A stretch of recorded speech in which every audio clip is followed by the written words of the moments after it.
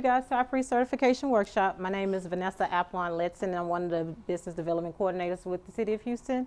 And today we'll discuss the certifications we process through the Office of Business Opportunity. Now you guys should have two applications in front of you. One application has a yellow flyer with our contact information down at the bottom.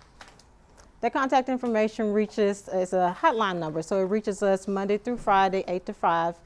You reach a live person to ask any questions about certifications or the other sections in our department. Okay. Also down at the bottom, you'll see our email address, website. You'll find these applications on the website and the online applications on the website. Okay. So let's go ahead and jump on in. We start off with our mission statement, which is the Office of Business Opportunity is committed to creating a competitive and diverse business environment in the City of Houston by promoting the growth and success of small businesses with special emphasis on historically underserved groups. With meaningful participation on city projects. Our key objectives are to educate, connect, and grow.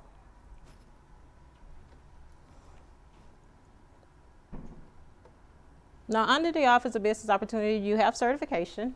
Under certification, we process 6 types of certifications. We have a minority, women, small business, persons with disability, disadvantaged business enterprise, and airport concessionaire disadvantaged business enterprise programs. We also have the Houston Business Solutions Center. The Houston Business Solutions Center is located downstairs in the lobby area. And what they handle there is the Hire Houston First program, as well as if you're just moving to Houston or maybe moving to Texas, maybe you're just starting a business and you want to know what permits, license, or you're needing finance loan information, or you want to meet with a member of SCORE. We have all that under the Houston Business Solutions Center. Now, our contract compliance team located on this floor monitors the city construction and some construction related contracts. So if you worked on those contracts, you met one of those team members. They come out to your job sites, they speak with your laborers, they just monitor that contract from start to finish. And they also handle some mediations between the primes and the subs. And they collect your payroll and make sure you're paying the correct wage rate to those city laborers. So if you worked on a city contract, you've met someone from contract compliance.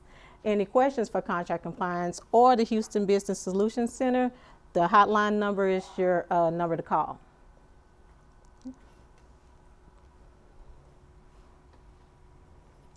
Now, the city have overall goals for our minority women small business program and our persons with disability business program. Under construction for the minority women and small businesses, 34%, with a 4% cap for small business enterprise. For professional services, which is a minority women goal, is 24%, 11% for purchasing, and the overall city expenditure for persons with disability at 1%.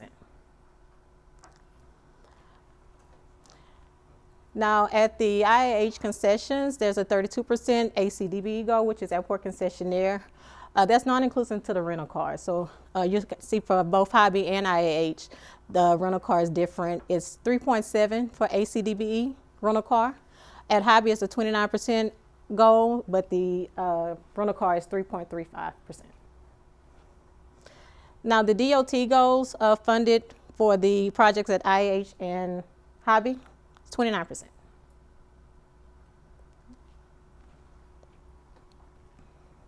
Now, if you guys look on your yellow flyer, you'll see that we included a copy of the process above that black box at the bottom. The very first thing in that process is the pre-certification workshop, which is what you guys are sitting through here. We do offer this workshop every Thursday in this room here. And during this workshop, we'll cover everything you guys need to know about the certifications offered through the City of Houston. And before you guys leave, we'll cover the supporting documents that you'll need to turn in with the application. Now, every file coming into this office will go through preliminary screening. We have a team that will go through your application to make sure that you turn in the paperwork needed to process the application. They'll create a record, and they get that file ready for the certification specialist. Now, during preliminary screening, they also have to make sure that you submit enough documents to keep your application in the office. So if you submit less than 50% of the documents that we'll cover before you guys leave, then you will get a significantly incomplete letter, and you have to wait 30 days to reapply. Okay? Now, if your application is, there's enough to assign out to a certification specialist, we start a series of audits. We perform a desk audit, which is just a reference check of your company. The financial audit is where we go through your last 3 years tax returns for your company and any other company you have ownership in. And we make sure you don't exceed your SBA size standard. And then we schedule what's called a field audit or on-site visit.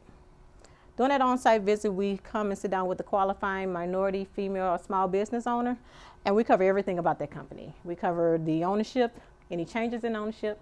We cover the management and control of that company. We tour your facility. We look at any inventory, look at your equipment. We cover everything about that company during that site visit.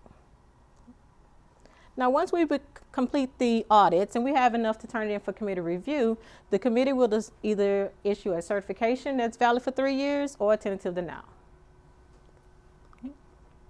Now, for our SBE program, which is Small Business Enterprise, and you guys will see in a minute the difference in the program, because of the way that program is structured, site visits are not required on every application. Then we do have a feature to do these applications online. We urge you guys to do the applications online. There's 2 methods. There's an online hard copy and an online electronic copy. It's a safe way of submitting all your paperwork safe on your end and our end. That way, when you turn the paperwork in, we can look at it together and say, this is what we need. This document is not what we're talking about.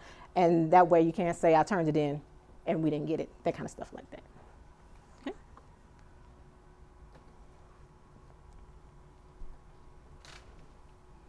Now, the city has 4 programs. Those 4 programs are covered in your application attached to the yellow flyer. We have a minority program, a women's program, small business program, and a persons with disability business program. The minority business enterprise program, or what we call the MBE, is participation on city funded contracts, and it's business owned and operated by minority persons. The city's WBE program, or Women Business Enterprise Program, is still participation on city-funded contracts, but businesses owned and operated by women.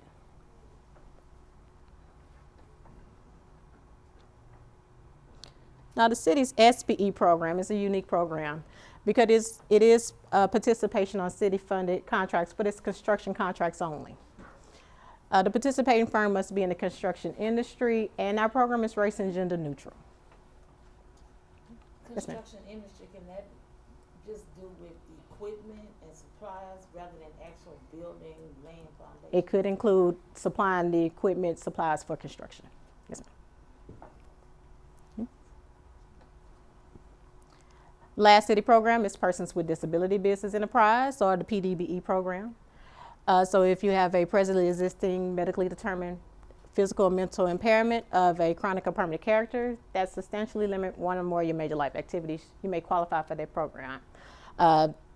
Those applicants must meet the same criteria as all other applicants, which is at least 51% ownership, management and control, independence, functional mission, and currently functioning. The newest part of that program would be for the disabled veterans with a service-connected disability.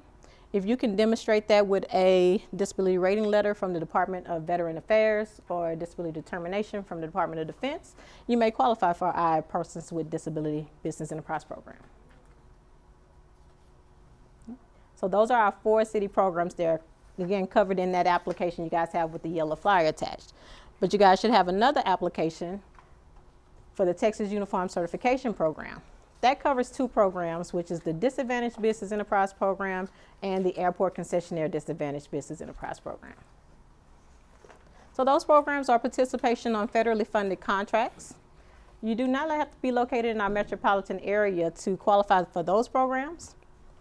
Women, Black Americans, Hispanic Americans, Native Americans, Asian Pacific Americans, and subcontinent Asian Americans are members of a presumptive group of disadvantaged individuals, and individuals that can document their ability to compete in the free enterprise system has been impaired due to educational, diminished capital, or credit opportunities may apply or qualify for these 2 programs.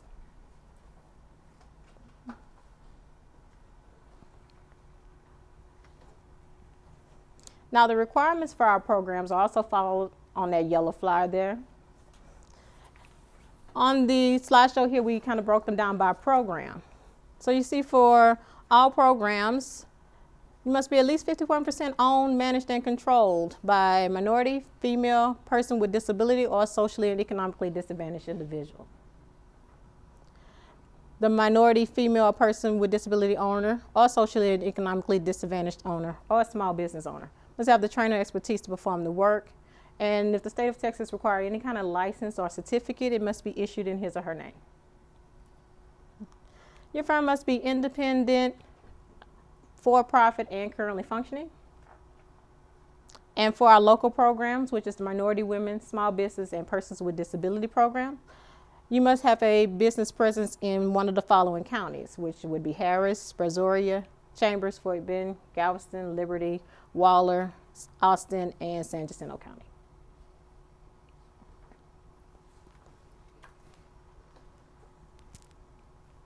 For all certifications, you must meet the SBA size standard for your industry classification. And for our Persons with Disability Business Enterprise Program, you must submit a disability affidavit and a letter from a state of Texas certified medical doctor. Or if you're a veteran, we need one of the letters, which would be a disability rating letter or a disability determination.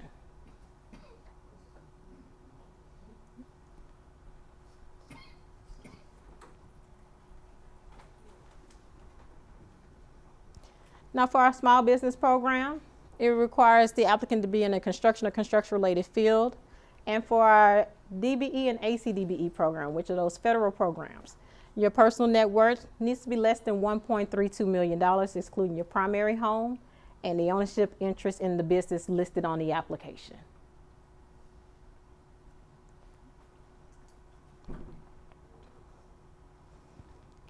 Now there's certain advantages to our programs. And those advantages would be that our certifications are accepted by the EPA, by the Port of Houston, by Metro, by HISD and HCC, the Houston Housing Authority, and Kellogg Brown and Root. More advantages would be we have an agreement with the State of Texas Hub. So if you guys are interested in Hub certification, we have a section in our local application. And if you are approved for Minority or Women Business Enterprise Program and you wish to add that hub, you can do that during that application and we'll put you on a download. That saves you from doing an extra application with the state of Texas and going through their audit process.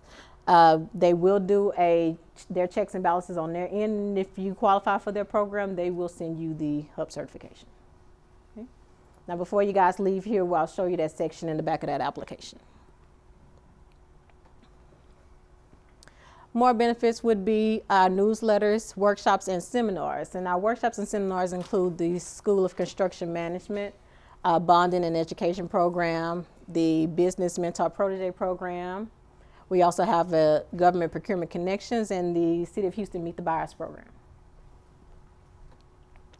We have one-on-one sessions for development, contract dispute resolution. There's an event called I'm Certified What's Next, and the business support services through the Houston Business Solutions Center.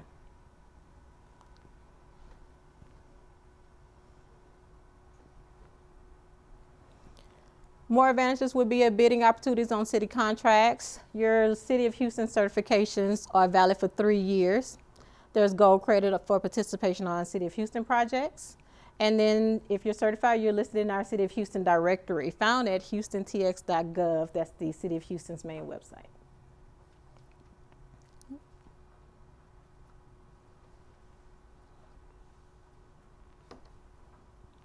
Now, over Mayor Parker's administration, she has awarded more than $1 billion to small, minority, and women-owned businesses. So we wanted to add that in to let you know that the program is a good program, a thriving program, and money is out there to be made by minority, women, and small business owners.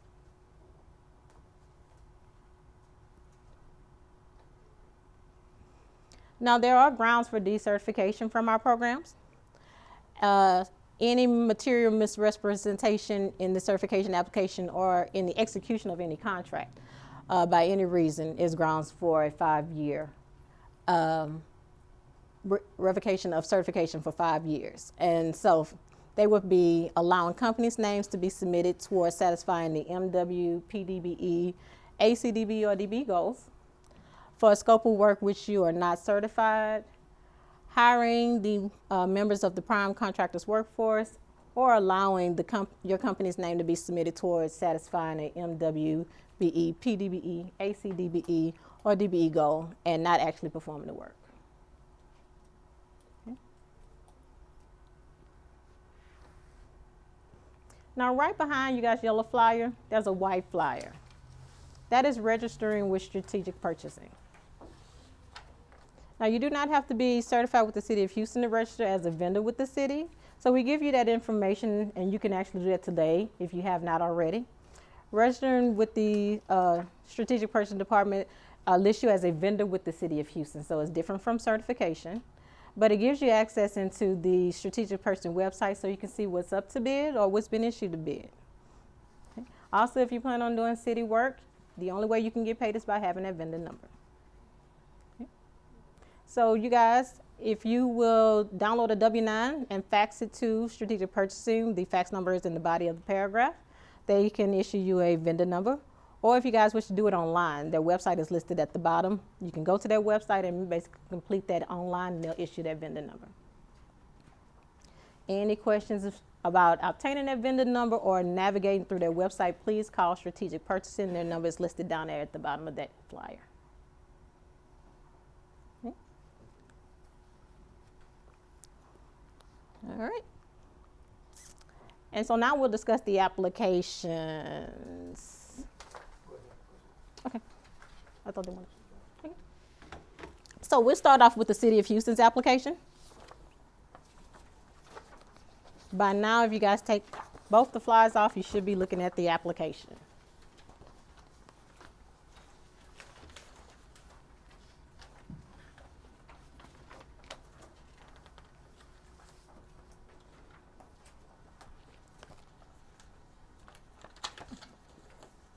Does everybody's application look like this on the back? No.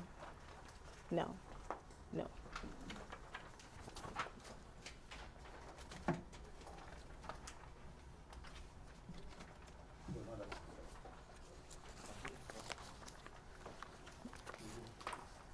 Just pass those around.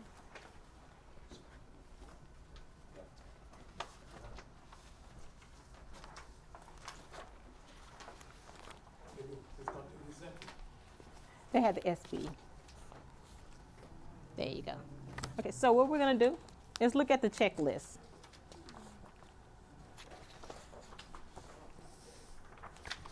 Before we look at the checklist, what we did was include a eligibility checklist in the front of your application. So when you flip it one page in, you should see certification application eligibility checklist. So what we did was include these in this application so you guys will know if you're ready to apply for certification with the City of Houston.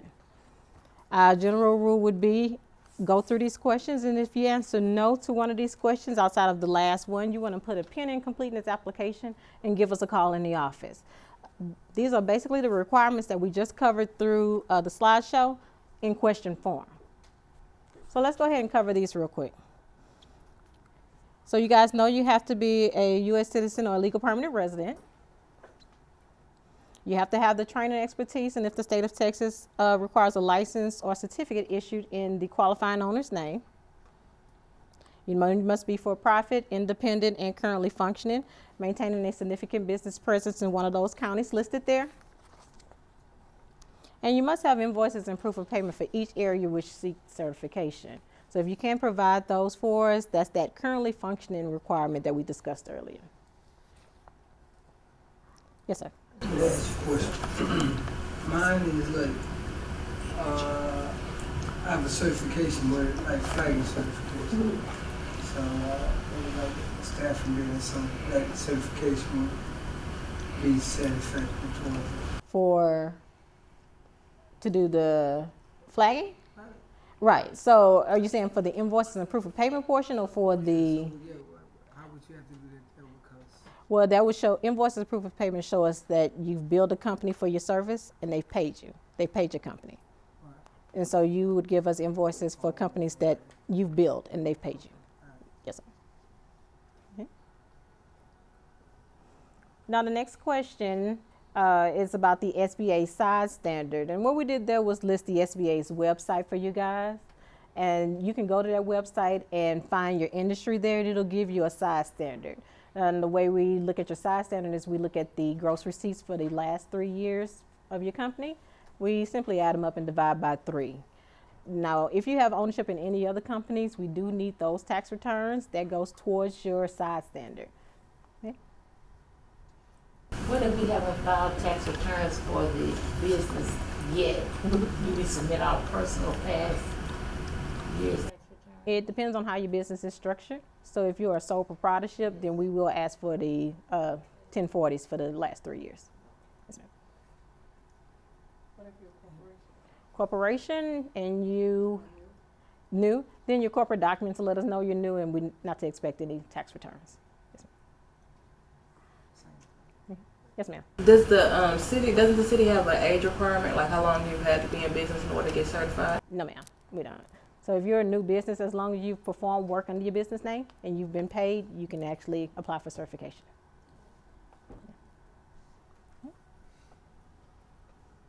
Now, the next one, you guys see you have to be at least 51% owned, managed, and controlled by a U.S. citizen or a legal permanent resident from one of the following groups.